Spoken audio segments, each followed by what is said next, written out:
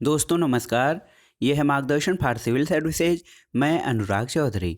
दोस्तों, सामान्य अध्ययन के अंतर्गत भारतीय राज्य व्यवस्था खंड बहुत ही महत्वपूर्ण है, जहां से सभी प्रतियोगी परीक्षाओं में कई सारे प्रश्न पूछे जाते हैं। एनसीईआरटी सार संग्रह श्रृंखला के अंतर्गत भारतीय राज्य व्यवस्था में उन सभी महत्वपूर्ण प्रश्नों को कवर किया गया है जो सिविल सेवा परीक्षा, विभिन्न राज्यों द्वारा आयोजित की जाने वाली राज्य सेवा परीक्षा, बैंक, एसएससी तथा रेलवे द्वारा आयोजित सभी परीक्षाओं के लिए महत्वपूर्ण है। दोस्तों, पीडीएफ डाउनलोड करने के लिए आप डिस्क्रिप्शन बॉक्स में दिए गए लिंक पर क्लिक करके पीडीएफ भी डाउनलोड कर सकते हैं। तो आइए शुरू करते हैं आज का वीडियो। एनसीईआरटी सार संग्रह भारतीय राज्य व्यवस्था भाग 1। सबसे पहले हम भारत के संवैधानिक विकास से संबंधित महत्वपूर्ण प्रश्नों को देखेंगे। रेगुलेटिंग एक्ट 1773 द्वारा सर्वोच्च न्यायालय की स्थापना कहाँ की गई थी? दोस्तों, रेगुलेटिंग एक्ट 1773 द्वारा कलकत्ता में सन 1774 में एक सर्वोच्च न्यायालय की स्थापना की गई थी। भारतीयों को भारत के प्रशासन में भाग लेने का अधिकार किस अधिनियम के द्वारा प्राप्त हुआ था? तो ये था चार्टर एक्ट 1833 के द्वारा। नेक्स्ट क्वेश्चन है दोस्तों, भारतीय विधान परिषद को बजट पर बहस करने की शक्ति किस अधिनियम के द्वारा दी गई? तो ये था भारत परिषद अधिनियम 1892। इसके द्वारा भारतीय विधान परिषद को बजट पर बहस करने की शक्ति दी गई थी। अगला प्रश्न, केंद्रीय विधानमंडल सर्वप्रथम किस अधिनियम द्वारा द्विसदनीय बनाया गया?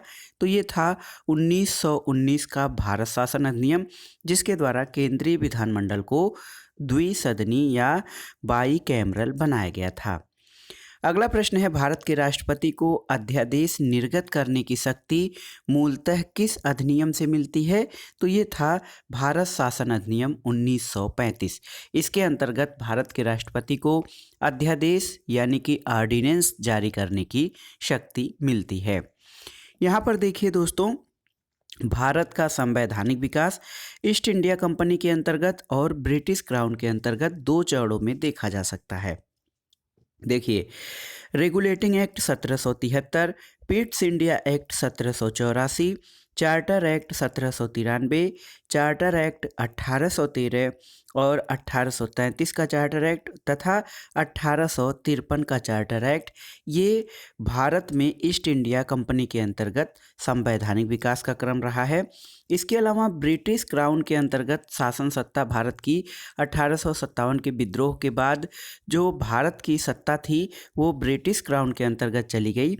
इसमें जो प्रमुख संवैधानिक विकास के चरण हैं उसमें भारत शासन अधिनियम 1858, भारत परिषद अधिनियम 1861, भारत परिषद अधिनियम 1892 तथा भारत परिषद अधिनियम 1909, भारत शासन अधिनियम 1919, इसके अलावा भारत शासन अधिनियम 1935 तथा सबसे अंत में भारतीय स्वतंत्रता अधिनियम 1947 बहुत ही महत्वपूर्ण स्थान रखते हैं। अगला प्रश्न है, केंद्र में द्वैध शासन व्यवस्था यानी डायरार्की सिस्टम किस अधिनियम के द्वारा लागू की गई थी? तो भारत शासन अधिनियम 1935 के द्वारा केंद्र में द्वैध शासन की व्यवस्था लागू की गई थी। अगला प्रश्न है, ब्रिटिश भारत के किस अधिनियम में संघीय शासन का प्रावधान था? तो ये था भारत शासन अधिनियम 1935 में। इसमें भारत में संघीय शासन का प्रावधान किया गया था। अगला प्रश्न देखते हैं दोस्तों, अखिल भारतीय संघ स्थापित करने का प्रावधान किस अधिनियम में किया गया था? तो याद रखिएगा, 1935 के अधिनियम में एक अखिल भारतीय संघ स्थापित करने का प्रावधान था। दोस्तों, भारत के संविधान में केंद्र और राज्यों के मध्य किया गया जो शक्तियों का विभाजन है, ये भारत सरकार अधिनियम 1935 पर आधारित है।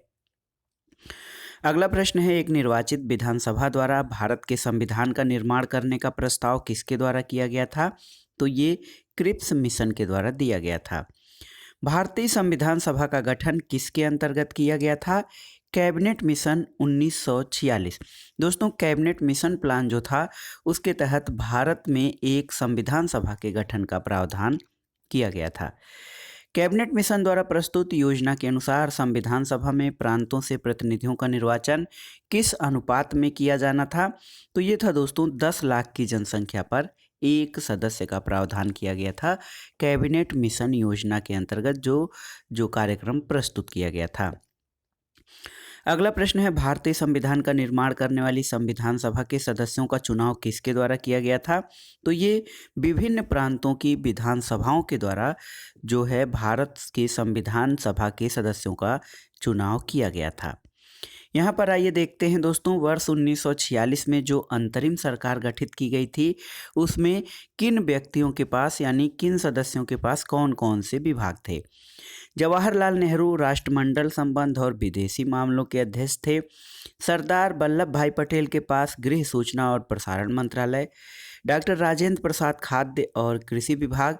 जान मथाई के पास उद्योग और नागरिक आपूर्ति। जगजीवन राम के पास श्रम।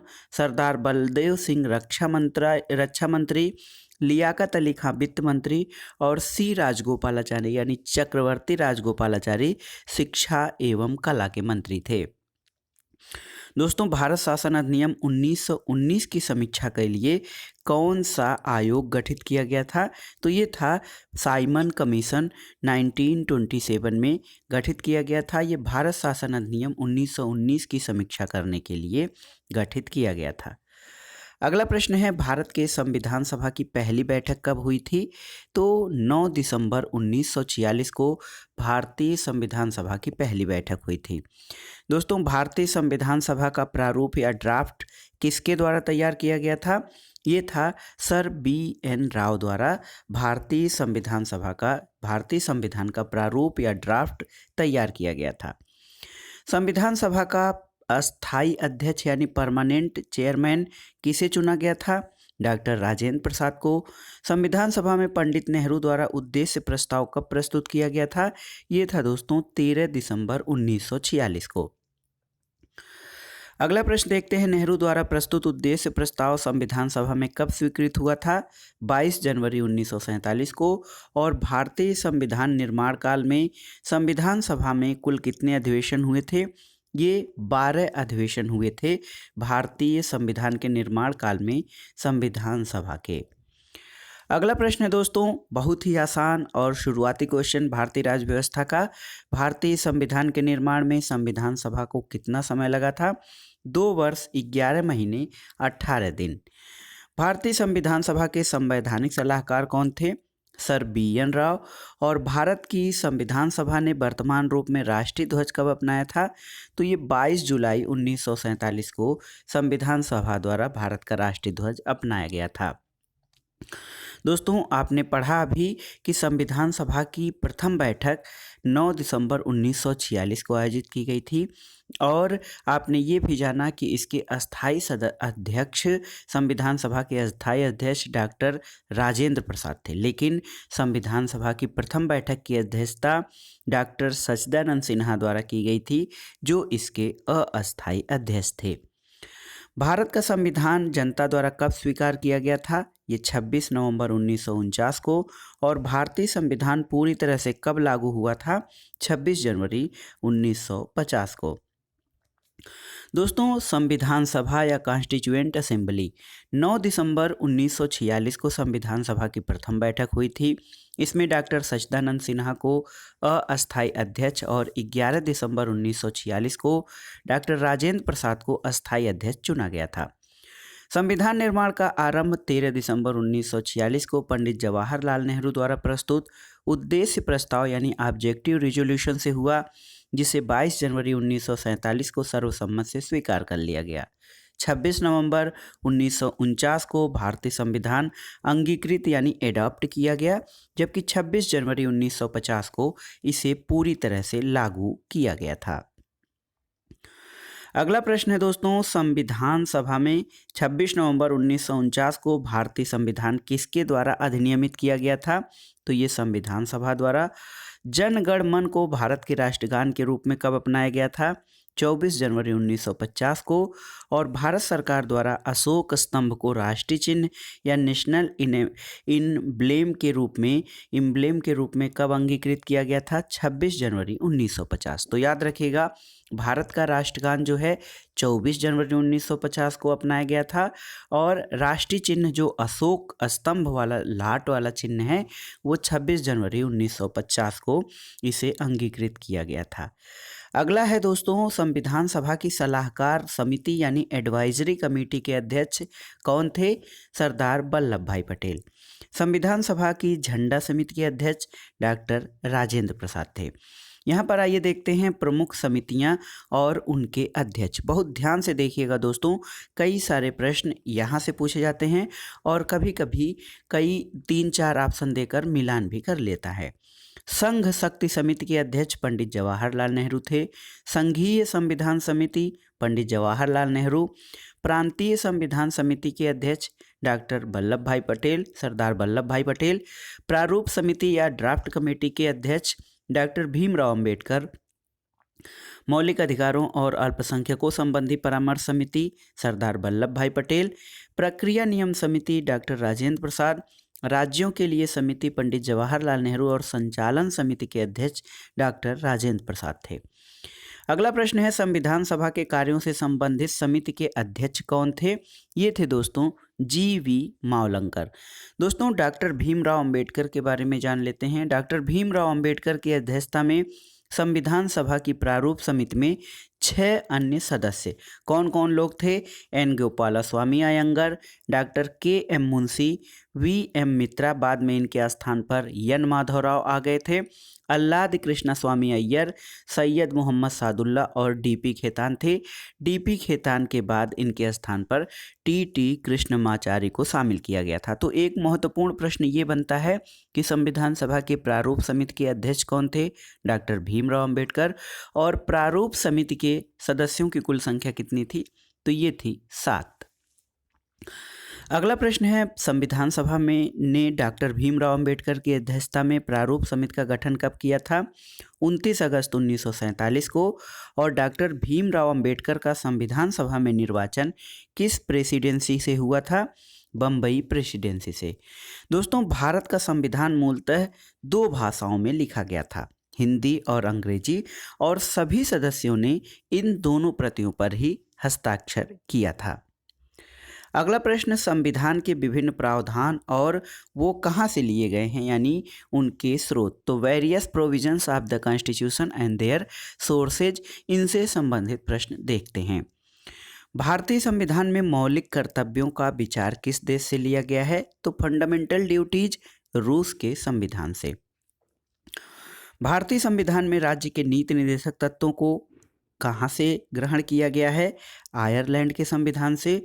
भारतीय संविधान की प्रस्तावना में सम्मिलित स्वतंत्रता, समानता और बंधुत्व का सिद्धांत तो आप जानते हैं फ्रांस से, क्योंकि फ्रेंच रिवॉल्यूशन स्वतंत्रता, समानता और बंधुत्व के सिद्धांतों पर आधारित थी। भारत में न्याय पुनरावलोकन या जुडिशियल रिव्यू की संकल्पना किस देश के संविधान से ली गई है? ये है संयुक्त राज्य अमेरिका के संविधान से। दोस्तों भारतीय संविधान एक विशेष संविधान सभा द्वारा निर्मित और लिखित संविधान है, और इस दृष्टिकोण से भारतीय संविधान अमेरिकी संविधान के समतुल्य है। अगला प्रश्न है, भारतीय संविधान में संवैधानिक संशोधन या कॉन्स्टिट्यूशनल अमेंडमेंट का प्रावधान किस देश के संविधान से लिया गया है? ये दक्षिण अफ्रीका से। और भारत के संविधान में सम्मिलित आपातकालीन उपबंध कहाँ से प्रेरित हैं? जर्मनी से। जर्मनी के वाइमर संविधान से प्रेरित हैं भारतीय संविधान में लिए गए आपातकालीन उपबंध। अगला प्रश्न है, शक्तिशाली केंद्र के साथ भारत की संघात्मक व्यवस्था किस देश के संविधान से प्रेरित है? ये कनाडा से। और भारत के संविधान में सम्मिलित समवर्ती सूची या कॉन्करेंट लिस्ट जो है वो किस देश के ली गई है? ऑस्ट्रेलिया से भारत में समवर्ती सूची का जो प्रावधान है वो लिया गया है। अगला प्रश्न है, भारतीय संविधान में निहित विधि द्वारा स्थापित प्रक्रिया या प्रोसेस इस्टेब्लिश्ड बाय लॉ किस देश के संविधान से ग्रहण की गई है? ये जापान से। भारतीय संविधान में मूल कर्तव्य दोस्तों रूस से लिए गए हैं। और संसदीय विशेषाधिकार या पार्लियामेंट्री प्रकार की जो संसदीय विशेषाधिकार या संसदीय प्रकार की सरकार की संकल्पना ये ब्रिटेन के संविधान से ली गई है। यहाँ पर आइए देखते हैं दोस्तों, भारत के संविधान में सम्मिलित मूल अधिकार तो ये संयुक्त राज्य अमेरिका के संविधान से लिए गए हैं। और यहाँ पर आइए देखते हैं विभिन्न देशों के संविधानों से क्या प्रावधान लिए गए हैं भारत के संविधान में। तो सबसे पहले संयुक्त राज्य अमेरिका, तो संयुक्त राज्य अमेरिका से लिया गया है प्रस्तावना के जो शब्द हैं, हम भारत के लोग, मूल अधिकार, स्वतंत्र न्यायपालिका, न्यायिक पुनरावलोकन, सर्वोच्च न्यायालय और उच्च न्यायालय के न्यायाधीशों को पद से हटाए जाने की प्रक्रिया, राष्ट्रपति पर महाभियोग, जनहित याचिका, न्यायिक पुनरावलोकन, उपराष्ट्रपति का पद और यथोचित विधि प्रक्रिया, ये सभी प्रावधान संयुक्त राज्य अमेरिका से लिए गए हैं। ब्रिटेन से तो विधि का शासन, संसदीय शासन प्रणाली, एकल नागरिकता, याद रखिएगा एकल नागरिकता ब्रिटेन के संविधान से, द्विसदनात्मक व्यवस्था, विधि निर्माण की प्रक्रिया और सर्वाधिक मत के आधार पर चुनाव जीत का निर्णय, विधायिका में अध्यक्ष पद की भूमिका और संसदीय विशेषाधिकार, ये सभी ब्रिटेन के संविधान से ग्रहण किए गए प्रावधान हैं। दक्षिण अफ्रीका के संविधान से संविधान संशोधन की प्रक्रिया, राज्यसभा के सदस्यों का निर्वाचन ये लिया गया है। इसके अलावा कनाडा के संविधान से सशक्त केंद्र के साथ संघीय व्यवस्था, शक्तियों का वितरण और अवशिष्ट शक्तियों का केंद्र में निहित होना, केंद्र द्वारा राज्यों में राज्यपाल की नियुक्ति, उच्चतम न्यायालय का परामर्शी न्याय निर्णयन और संघात्मक विशेषताएं, ये सभी कनाडा के संविधान से लिए गए हैं। ऑस्ट्रेलिया के संविधान से दोस्तों समवर्ती सूची, व्यापार, वाणिज्य और समागम की स्वतंत्रता संबंधी प्रावधान और संसद के दोनों सदनों की संयुक्त बैठक, ये सभी प्रावधान ऑस्ट्रेलिया से लिए गए हैं। आयरलैंड से आप जानते हैं राज्य के नीति निदेशक तत्व और राष्ट्रपति की निर्वाचन पद्धति तथा राज्यसभा में कुछ सदस्यों का जो नामांकन किया जाता है, ये सभी प्रावधान आयरलैंड के संविधान से लिए गए हैं। फ्रांस के संविधान से गणतंत्रात्मक व्यवस्था, स्वतंत्रता, समानता और बंधुत्व की जो भावना और सिद्धांत है, ये फ्रांस के संविधान से लिया गया है। रूस के संविधान से दोस्तों मूल कर्तव्य प्रस्तावना में सामाजिक, आर्थिक और राजनीतिक न्याय का आदर्श, ये रूस से। जर्मनी से आपातकाल के समय मूल अधिकारों का स्थगन तथा जापान के संविधान से विधि द्वारा स्थापित प्रक्रिया का विचार ग्रहण किया गया है। दो जो है प्रक्रियाएं हैं भारतीय संविधान में। विधि निर्माण की प्रक्रिया ब्रिटेन से ली गई है और विधि द्वारा स्थापित प्रक्रिया जापान के संविधान से ली गई है। अब आइए देखते हैं भारतीय संविधान के भाग। दोस्तों भारतीय संविधान के जो भाग हैं यहाँ से भी प्रश्न पूछे जाते हैं, मिलान के लिए भी पूछे जाते हैं कि भारतीय संविधान का कौन सा विषय किस भाग से संबंधित है। तो यहाँ पर देखिए भाग एक के पहले भाग से संबंधित है संघ और उसका राज्य क्षेत्र, ये अनुच्छेद 1 से 4 तक इसका वर्णन है। भाग 2 में नागरिकता का वर्णन अनुच्छेद 5 से 11 में किया गया है। संविधान के भाग 3 में दोस्तों मूल अधिकारों का वर्णन अनुच्छेद 12 से लेकर 35 तक में किया गया है। और चौथे भाग में राज्य के नीति निर्देशक तत्वों का वर्णन है, जिसका कि उल्लेख संविधान में अनुच्छेद 36 से लेकर 51 तक है। भाग चार क में दोस्तों मूल कर्तव्य या फंडामेंटल ड्यूटीज की व्यवस्था की गई है, जिसको 51 का या 51A अनुच्छेद के अंतर्गत रखा गया है। भाग 5 में संघ द यूनियन के संबंध में प्रावधान है और ये उपबंध जो हैं इसमें अनुच्छेद 52 से लेकर अनुच्छेद 151 तक संघ के बारे में। भाग 6 में राज्य से संबंधित प्रावधान हैं जो कि अनुच्छेद 152 से 237 तक विस्तृत हैं।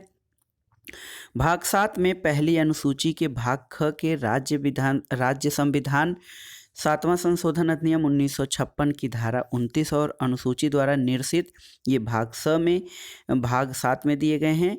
भाग 8 में केंद्र शासित प्रदेशों से संबंधित उपबंध अनुच्छेद 239 से 242 तक। भाग 9 दोस्तों बहुत ही महत्वपूर्ण है, जो हमारी पंचायतें हैं उनकी व्यवस्था भाग 9 में की गई है अनुच्छेद 243 से 243 अड़ तक। और देखिए नगर पालिकाएँ भाग 9 क में इनकी व्यवस्था है द म्यूनिसिपैलिटीज़। ये 243 त अनुच्छेद से लेकर 243 6 तक किया गया है। सहकारी समितियों की व्यवस्था 9 ख में किया गया है जो कि 243 य ज से लेकर 243 य न तक विस्तृत हैं। और भाग 10 संविधान का जो भाग 10 है वो अनुसूचित और जनजाति क्षेत्रों से संबंधित है। अनुच्छेद 244 और 244 क में इसका वर्णन है। संविधान का जो भाग 11 है दोस्तों, ये संघ और राज्यों के मध्य संबंधों से संबंधित है।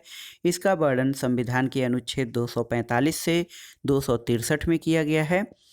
संविधान का भाग 12 देखिए वित्त, संपत्ति, संविदाएं और वाद से संबंधित है। अनुच्छेद 264 से लेकर 300 क तक। भाग 13 में भारत के राज्य क्षेत्र के भीतर व्यापार, वाणिज्य और समागम की बात की गई है। इसके संबंधित जो प्रावधान हैं वो अनुच्छेद 301 से 307 के बीच किए गए हैं। और 14वां भाग संघ और राज्यों के अधीन सेवाओं से संबंधित है जो कि अनुच्छेद 308 से 323 तक विस्तृत है। यहाँ पर देखिए दोस्तों भाग 14 में अधिकरण या ट्रिब्यूनल्स की व्यवस्था की गई है जिसका वर्णन अनुच्छेद 323 क और 323 ख में किया गया है। निर्वाचन से संबंधित जो प्रावधान हैं वो संविधान के भाग 15 में हैं जो कि अनुच्छेद 324 से 329 क तक आते हैं। भाग 16 में कुछ वर्गों के संबंध में विशेष उपबंध जिसमें कि अनुसूचित जातियां, अनुसूचित जनजातियां, पिछड़े वर्ग और आंग्ल भारतीयों के संबंध में विशेष उपबंध किया गया है। इसमें अनुच्छेद 330 से 342 तक में उपबंध किया गया है। भाग 17 बहुत ही महत्वपूर्ण है, राजभाषा या ऑफिशियल लैंग्वेजेस से संबंधित है। अनुच्छेद 343 से 351 तक। और भाग 18 में आपात उपबंध या इमरजेंसी प्रोविजंस हैं। अनुच्छेद 356 352 से 360 तक आपात उपबंधों की व्यवस्था की गई है। भाग 19 प्रकीर्ण या मिसलेनियस से संबंधित है 361 से 367 तक। और भाग 20 में संविधान संशोधन का वर्णन किया गया है जिसका वर्णन अनुच्छेद 368 में किया गया है। संविधान का भाग 21 अस्थायी संक्रमणकालीन और विशेष उपबंधों से संबंधित हैं। ये अनुच्छेद 369 से 392 तक। और 22वां और अंतिम भाग यानी संविधान में हमारे कुल 22 भाग हैं। इसमें संक्षिप्त नाम, प्रारंभ, हिंदी में प्राधिकृत पाठ और निरसन से संबंधित विवरण है जिसमें अनुच्छेद 393 और 395 शामिल हैं।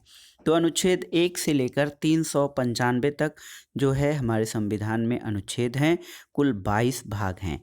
दोस्तों भारतीय संविधान के भाग 11 का अध्याय 1 जो है वो संघ और राज्यों के मध्य विधायी संबंध यानी लेजिस्लेटिव रिलेशंस को दर्शाता है। भाग संविधान के भाग के बाद आइए अब जानते हैं भारतीय संविधान में कुल कितनी अनुसूचियां हैं यानी schedules in the Indian constitutions. Bharat के मूल संविधान में कुल कितनी अनुसूचियां थीं? तो कुल 8 अनुसूचियां थीं मूल संविधान में, लेकिन वर्तमान में अनुसूचियों की संख्या 12 है। भारतीय संघ में नए राज्यों के गठन का प्रावधान किस अनुसूची में किया गया है? प्रथम अनुसूची में। और भारतीय संविधान की प्रथम अनुसूची राज्यों के नाम और उसके राज्य क्षेत्र का विवरण प्रदान करती है। अगला प्रश्न है भारतीय संविधान में 9वीं अनुसूची को किस संविधान संशोधन के माध्यम से जोड़ा गया था? ये प्रथम संविधान संशोधन वर्ष 1951 में। भारत के संविधान की किस अनुसूची में विभिन्न राज्यों में अनुसूचित क्षेत्रों के प्रशासन और नियंत्रण के लिए विशेष उपबंध हैं? ये 5वीं अनुसूची में दोस्तों।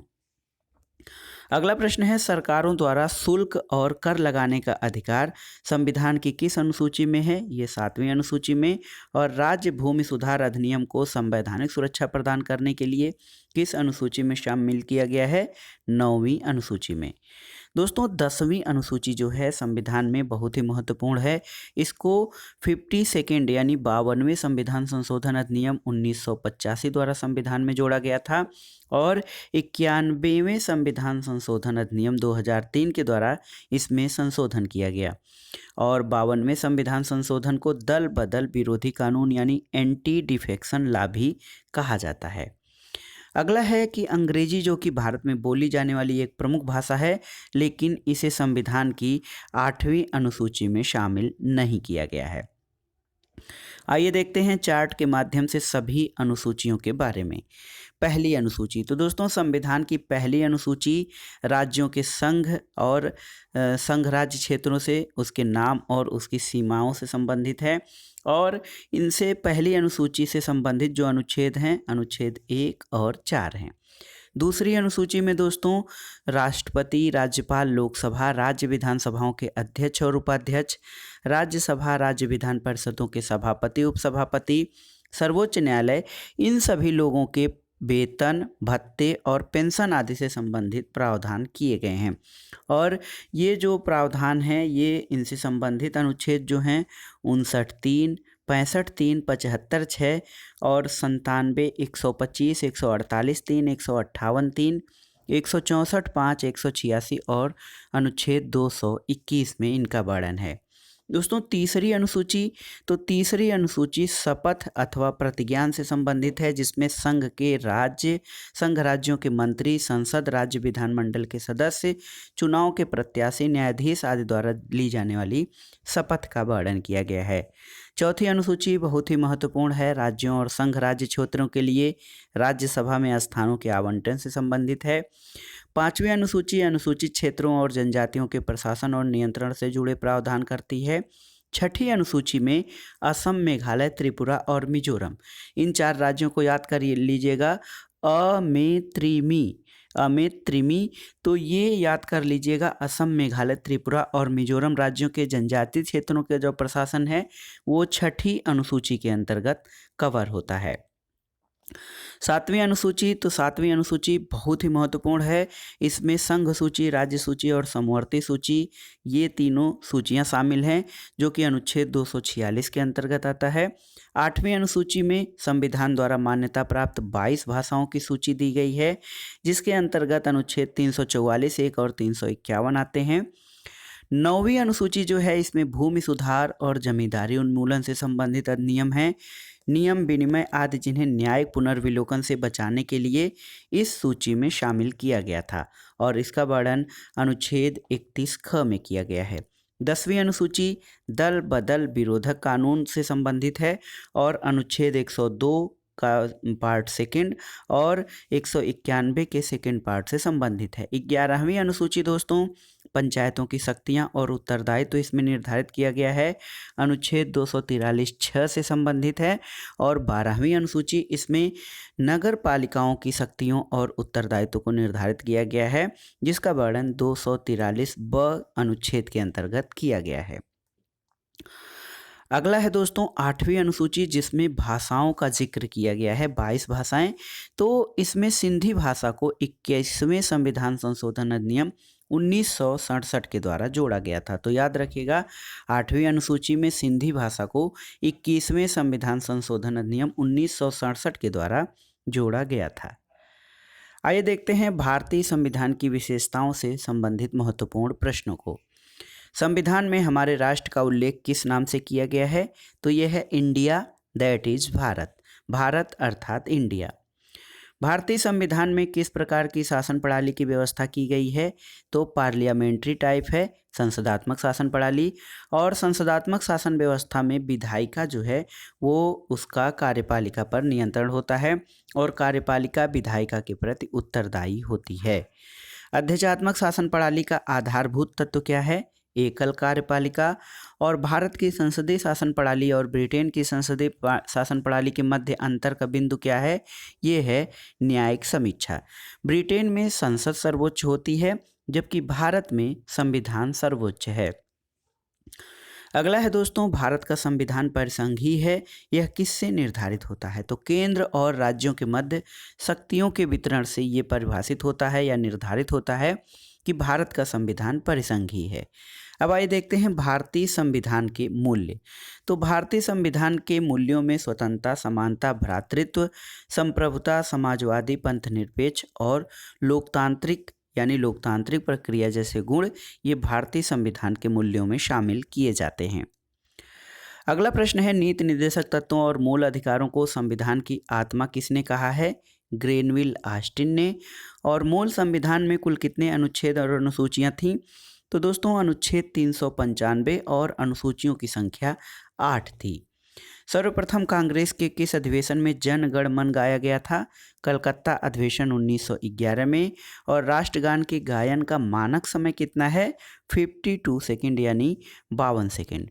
दोस्तों, भारतीय संविधान अत्यंत जटिल है और भारतीय संविधान की जटिलता के कारण इसे वकीलों का स्वर्ग भी कहा जाता है।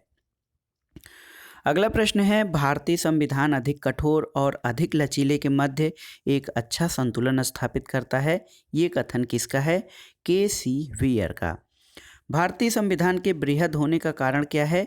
संघ और राज्यों का एकल संविधान। और भारतीय संविधान अंशतः कठोर और अंशतः लचीले का मिश्रण कहा जाता है। एक कथन है दोस्तों, अपनी राष्ट्रवादी प्रतिक्रिया में भारतीय संविधान के निर्माताओं ने अल्पसंख्यकों के हितों और भावनाओं के महत्व को कम करके आंका है।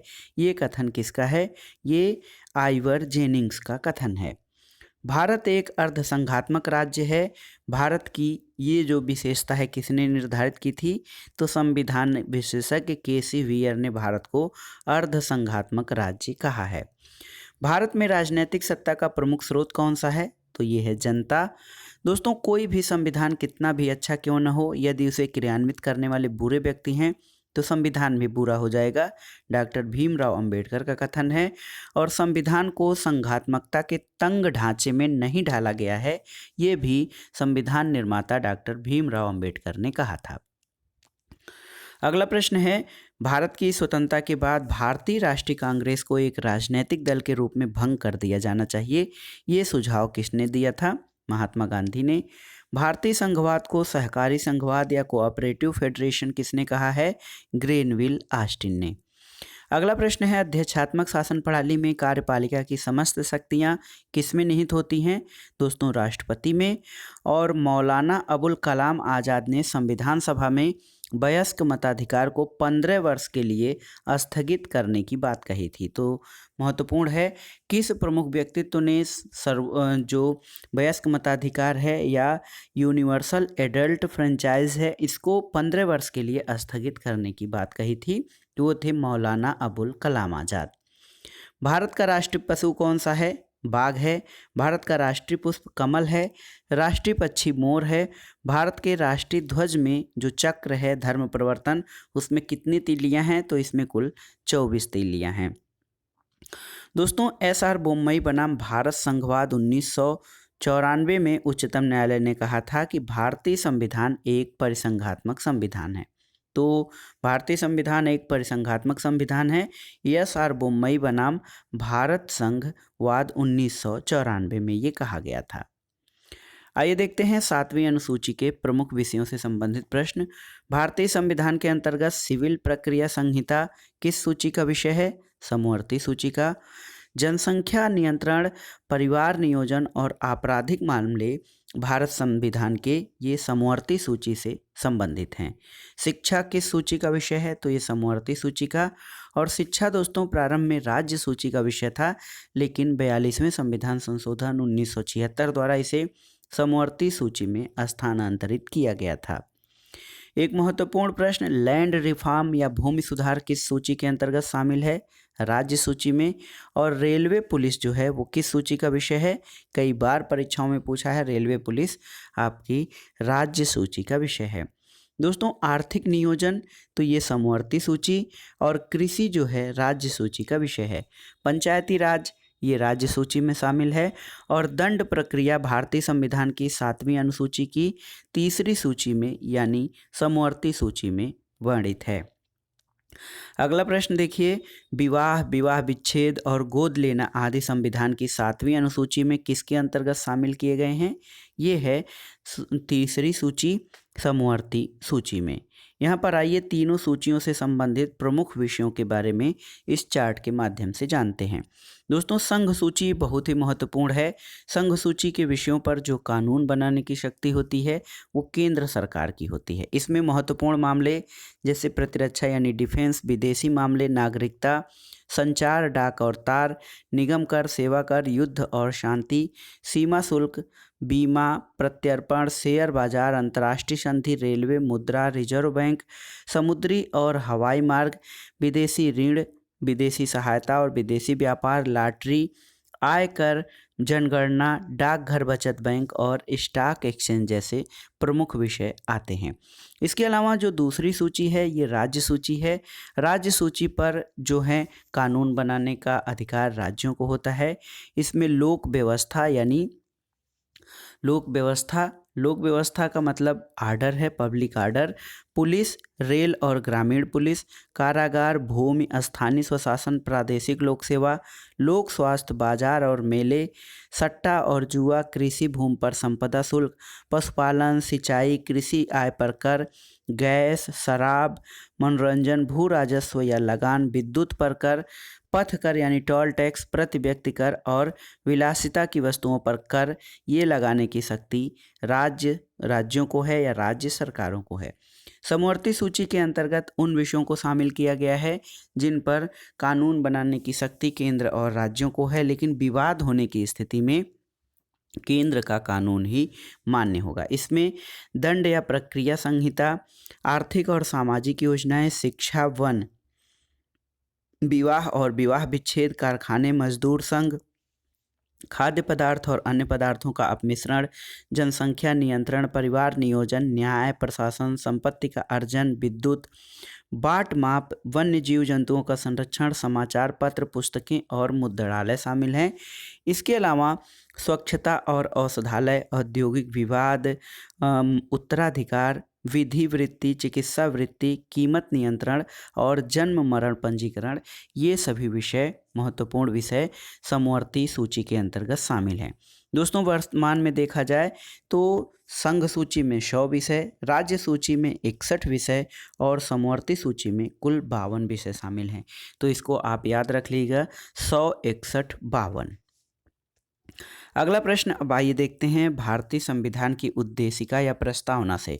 दोस्तों, प्रस्तावना बहुत ही महत्वपूर्ण है हमारे संविधान के लिए और परीक्षाओं में भी प्रस्तावना या उद्देशिका से प्रश्न पूछे जाते हैं। देखिए, प्रस्तावना जो है उसको हम एक रीडिंग लगा लेते हैं।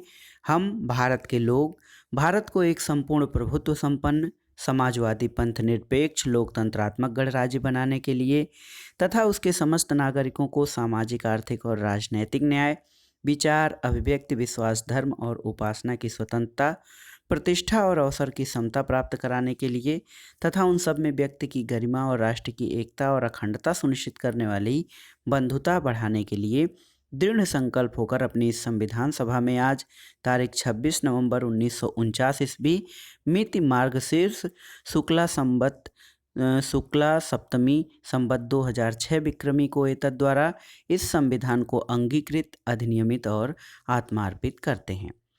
दोस्तों, संविधान सभा में उद्देश्य प्रस्ताव कब पारित किया गया था? ये जवाहरलाल नेहरू द्वारा 13 दिसंबर 1946 को पारित किया गया था और नेहरू द्वारा पारित जो उद्देश्य प्रस्ताव था उसी को प्रस्तावना के रूप में थोड़ा सा संशोधन के द्वारा लाया गया था। भारतीय संविधान का कौन सा भाग भारत को धर्मनिरपेक्ष राज्य के रूप में वर्णित करता है?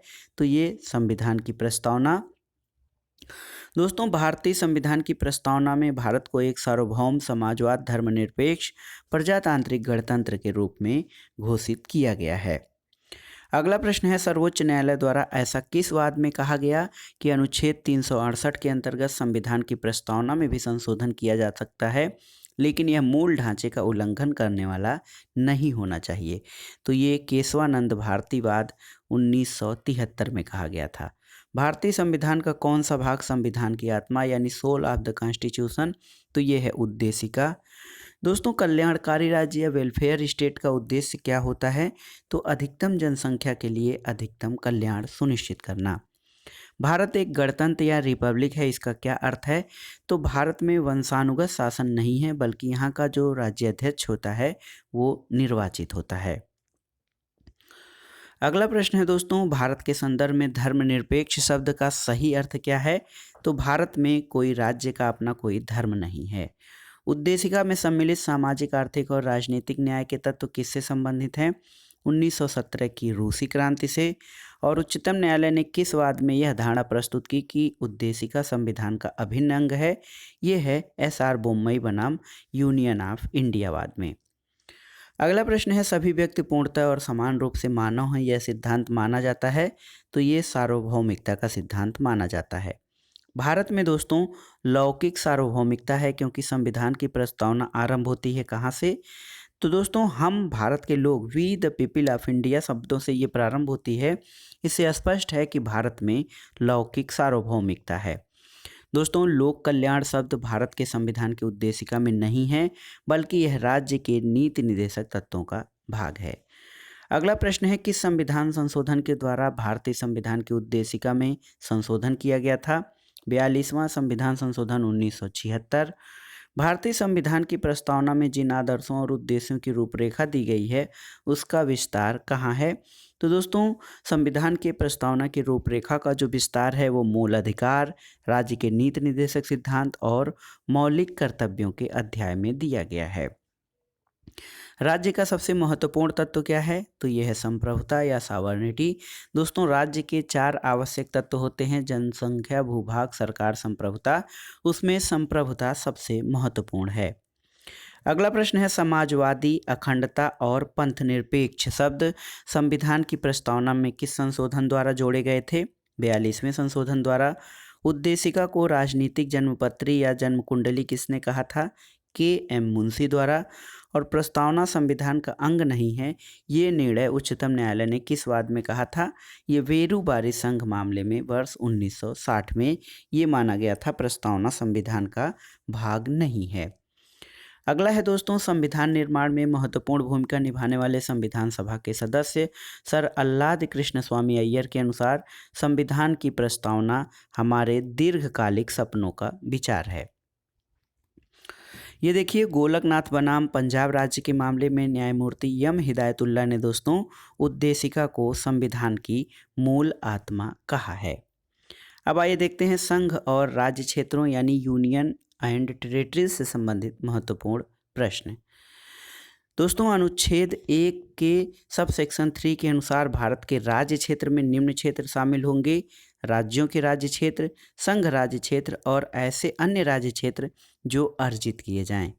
भारतीय संघ के अंतर्गत किसी राज्य को सम्मिलित करने का अधिकार किसे है? संसद को। भारतीय संविधान के प्रथम अनुच्छेद के अनुसार भारत क्या होगा? तो राज्यों का संघ होगा। भारत में कितने राज्य और संघीय प्रदेश हैं? तो ये देखिए 28 राज्य और 8 केंद्र शासित प्रदेश हैं दोस्तों। अगला प्रश्न है दोस्तों, लोकसभा में केंद्र शासित प्रदेशों के लिए अधिकतम कितनी सीटें आरक्षित हैं? ये हैं 20। और 2 पृथक केंद्र शासित प्रदेशों के रूप में जम्मू कश्मीर का विभाजन कब किया गया था? तो ये 23 अक्टूबर 2019 को। यहाँ पर आइए देखते हैं संघ और इसके राज्य क्षेत्रों से संबंधित महत्वपूर्ण अनुच्छेदों के बारे में। संघ अनुच्छेद 1 में संघ के क्षेत्र और नाम का वर्णन है। अनुच्छेद 2 में नए राज्यों के प्रवेश अथवा स्थापना का संसद का अधिकार। अनुच्छेद 3 में नए राज्यों की स्थापना और वर्तमान राज्यों के क्षेत्रफल, सीमा अथवा नाम में परिवर्तन। और अनुच्छेद 4 में अनुच्छेद 2 और 3 के अंतर्गत बनाए गए कानून, जिनके द्वारा पहली और चौथी अनुसूची और पूरक, आनुषंगिक एवं अनुवर्ती मामलों में जो है संशोधन किया जा सके। अगला प्रश्न है दोस्तों, नए राज्यों के गठन की शक्ति किसे है? भारत की संसद को। और राज्यों के पुनर्गठन से संबंधित फजल अली आयोग का गठन कब किया गया था? वर्ष 1953 में। भाषाई आधार या लिंग्विस्टिक बेसिस पर भारत का बनने वाला प्रथम राज्य कौन सा था? आंध्र प्रदेश। और राज्य पुनर्गठन आयोग यानी स्टेट रीऑर्गेनाइजेशन कमीशन ने 1 नवंबर 1956 को कितने राज्य और केंद्र शासित प्रदेश बनाए थे? तो दोस्तों 14 राज्य और 6 केंद्र शासित प्रदेश थे 1 नवंबर 1956 को। सिक्किम भारत का एक राज्य किस वर्ष बनाया गया था? 36वें संविधान संशोधन 1975 के द्वारा। दोस्तों भारत में केंद्र शासित प्रदेशों का प्रशासन किस के द्वारा किया जाता है? राष्ट्रपति द्वारा।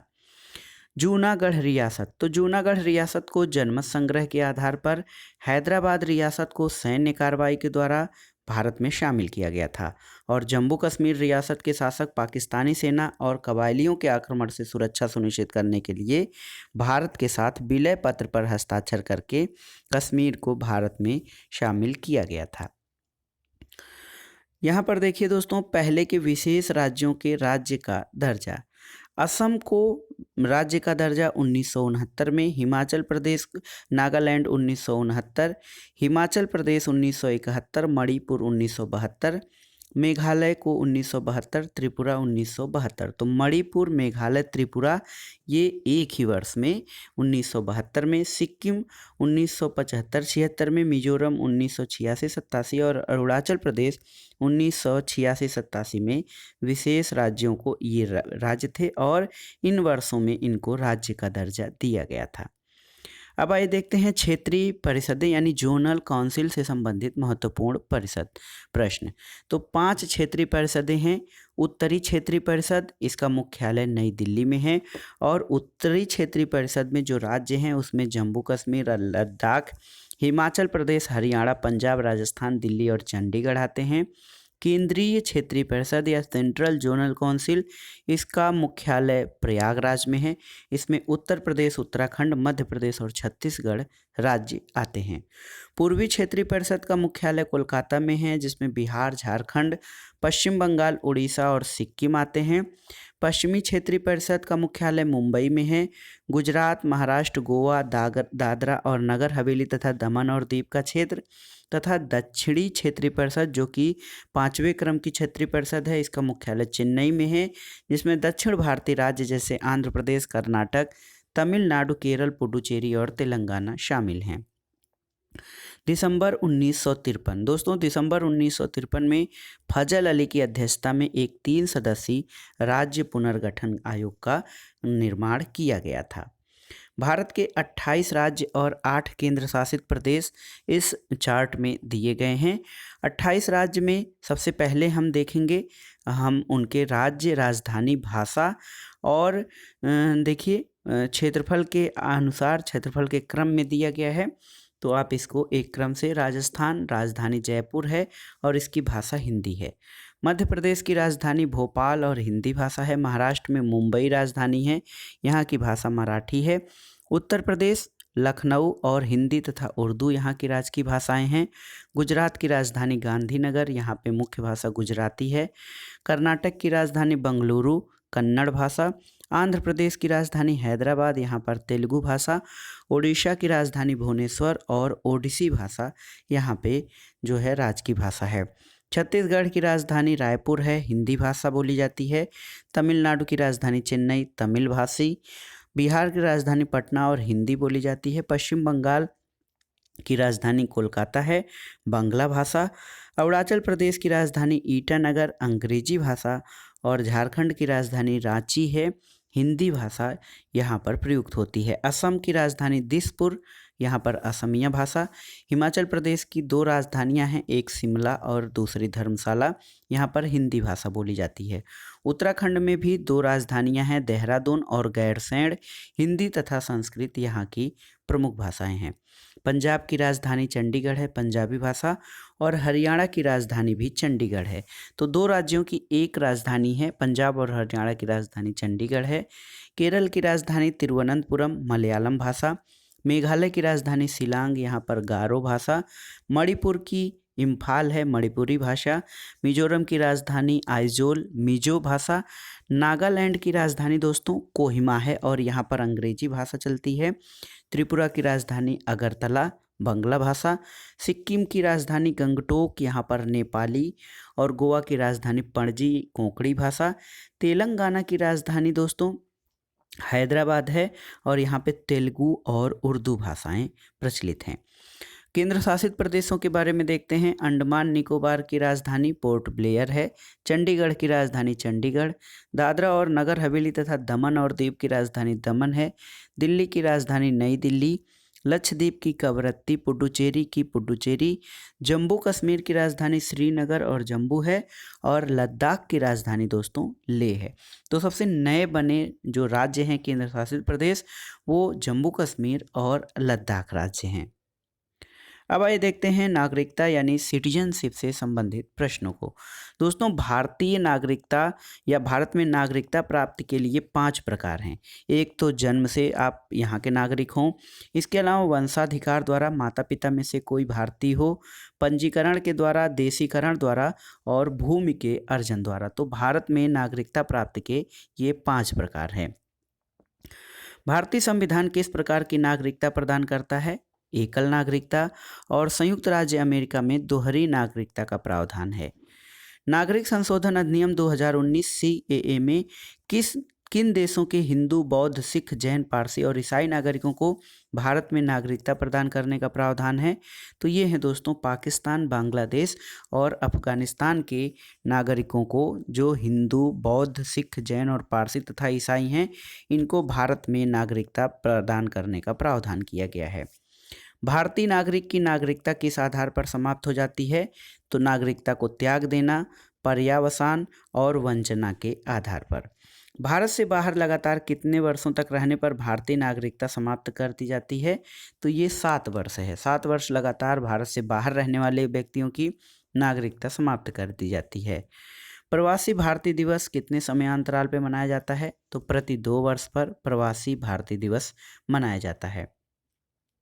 यहाँ पर आइए देखते हैं नागरिकता से संबंधित प्रमुख अनुच्छेद। अनुच्छेद 5 संविधान लागू होने के समय नागरिकता। अनुच्छेद 6 में पाकिस्तान से भारत को प्रवचन या प्रवसन करने वाले व्यक्तियों की नागरिकता का अधिकार। अनुच्छेद 7 में पाकिस्तान से प्रव्रजित व्यक्तियों के नागरिकता के अधिकार। अनुच्छेद 8 भारतीय मूल के वैसे लोगों के नागरिकता के अधिकार जो भारत के बाहर रह रहे हैं। 9वें अनुच्छेद में जिस व्यक्ति ने स्वेच्छा से विदेशी नागरिकता प्राप्त कर ली हो उसकी भारतीय नागरिकता समाप्त कर दी जाती है या मान ली जाएगी। अनुच्छेद 10 में नागरिकता संबंधी अधिकारों की निरंतरता और अनुच्छेद 11 में संसद द्वारा कानून बनाकर नागरिकता अधिकारों का नियमन से संबंधित प्रावधान किए गए हैं। LM सिंघवी समिति, दोस्तों लक्ष्मीमल सिंघवी समिति किससे संबंधित है? तो ये दोहरी नागरिकता से संबंधित है। और भारतीय संविधान में एकल नागरिकता का प्रावधान किस देश से लिया गया है? तो ये है ब्रिटेन से।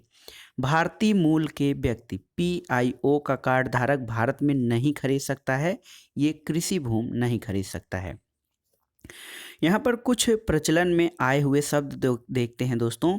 आप NRI, PIO और OCI कार्ड धारक के बारे में सुनते होंगे, इनके बारे में तुलना देखिए। अप्रवासी भारतीय जिनको NRI नॉन रेजिडेंट इंडियन कहा जाता है, ये भारतीय नागरिक जो साधारणतः भारत के बाहर निवास करता है और भारतीय पासपोर्ट धारण करता है, इसको NRI कहा जाता है।